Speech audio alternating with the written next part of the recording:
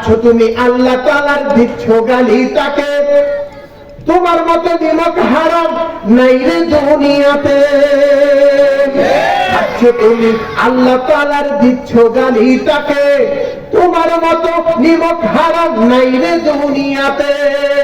যিনি মায়ের গর্ভে পালছে তোমায়, যিনি মায়ের গর্ভে পালছে তোমায়, ভেবে তুমি দেখো রে, তাদের অপমান নাই, তাদের অপমান নাই, বুকে লাগে ব্যথা রে, তাদের অপমান নাই, বুকে লাগে ব্যথা। ওই আমি বাবার চেয়েও ভালোবাসি, মায়ের চেয়েও ভালোবাসি, বাবার চেয়েও ভালোবাসি, মায়ের চেয়েও ভালোবাসি আল্লাহ রাসূল কোরআনকে।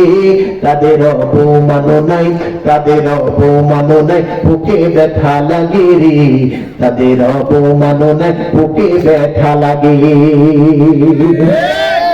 বাংলাদেশের সংসদে আইন করতে হবে ভাই, আল্লাহ নবী কোরআন অপমান করলে রক্ষা নাই। বাংলাদেশের সংসদে আইন করতে হবে ভাই, আল্লাহ রাসূল কোরআন অপমান করলে রক্ষা নাই। ওদের ফাঁসির কাস্টে ঝুলাতে হবে, কঠিন শাস্তি দিতে হবে, ওদের ফাঁসির কাস্টে ঝুলাতে হবে, কঠিন শাস্তি দিতে হবে, তাইলে হব শান্ত রে। তাদের অপমান নাই, তাদের অপমান নাই, বুকে ব্যথা লাগে রে, তাদের অপমান নাই, বুকে ব্যথা লাগে। আমি মায়ের চেয়েও ভালোবাসি, বাবার চেয়েও ভালোবাসি, নিজের চেয়েও ভালোবাসি আল্লাহ রাসূল কোরআনকে।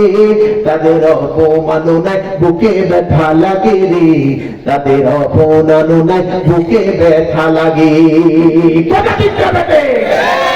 বাংলাদেশের মধ্যে যেই লোক আল্লাহকে নিয়ে অপমান করেছে, আমরা এই নীতিরা এলাকা থেকে বাংলাদেশ যারা দায়িত্বশীল আছে তাদেরকে জানাবো, এই আমল সরকারকে কখনো ছাড়া যাবে না।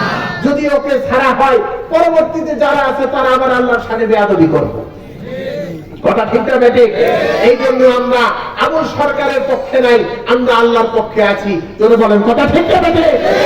এই সমস্ত বয়াতিরা এরা শরীয়ত মারফতের পালাগানের নামে যেই ধরনের উল্টা পাল্টা কথা বলে, ও মুসলমান ইমান আমল কিছুই ঠিক থাকে না। এই জন্য এই সমস্ত শরীয়ত মারফতের নামে নিজেই তো শরীয়ত নাই। আমি এক বয়াতির জিজ্ঞেসিলাম, ও মিয়া তুমি তো শরীয়ত মারফতের পালাগান করো, আচ্ছা শরীয়ত মারফতের সহজ বাংলা কি কও? ও আমারে কি কয় জানেন? হুজুর শরীয়ত হলো গায়ের জামা, মারফত হলো আন্ডারপ্যান্ট। এই আমল সরকার আল্লাহকে নিয়ে ডাইরেক্ট কটূক্তি করছে, কোরআনকে নিয়ে অবমাননা করছে। শুনছেন না আপনারা? কয় আল্লাহ নাচতে কইছে, কয় কি? কয় সূরা নাসের ভিতরে কুল আউযু বিন নাস মালিকিন নাস, আল্লাহ বলে নাচতে কইছে। জোরে কন্না নাউযুবিল্লাহ। তারপরে আল্লাহ পাক রব্বুল আলামিনকে নিয়ে মারাত্মক কটূক্তি করছে, যেটা আমি উল্লেখ করব না।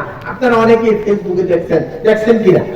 যদি এই অবস্থা বাংলাদেশের মধ্যে চলে, ও মুসলমান এমনি তো বাংলাদেশ গরিব রাষ্ট্র, যদি একটা ভূমিকম্প ধাক্কা মারে বাংলাদেশের বলে ঢাকা শহরের ৭২,০০০ বিল্ডিং বলে সাথে সাথে পড়ে যাবে। এখন আমাদের অবস্থাটা কি হবে? এই জন্য আল্লাহরে খুশি রাখতে হবে। কথা ঠিক না ঠিক?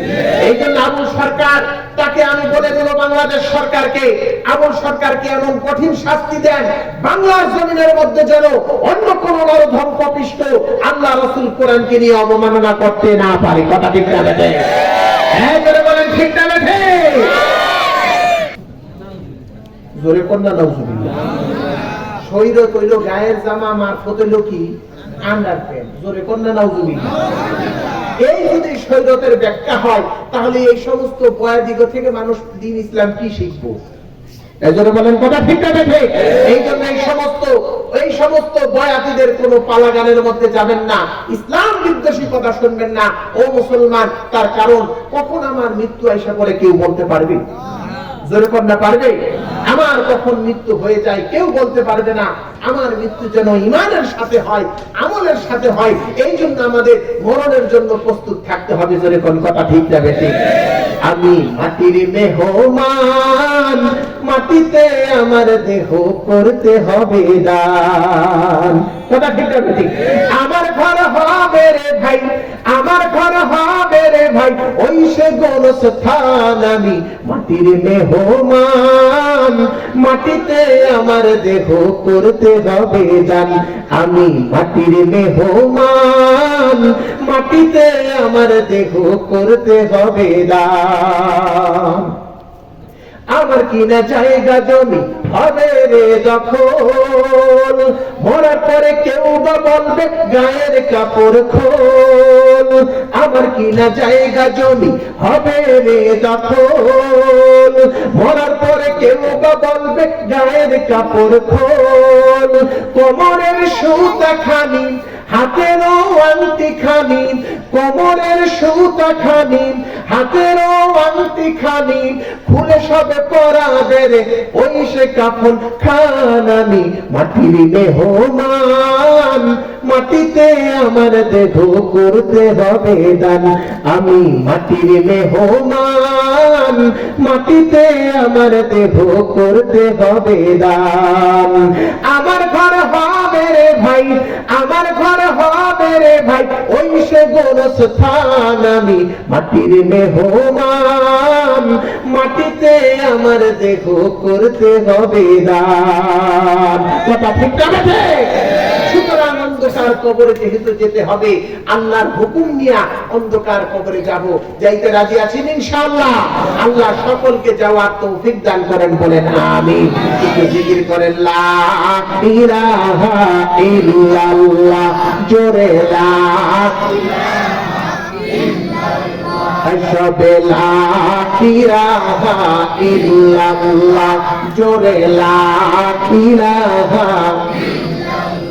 লা ইলাহা ইল্লাল্লাহু মুহাম্মাদুর রাসূলুল্লাহ।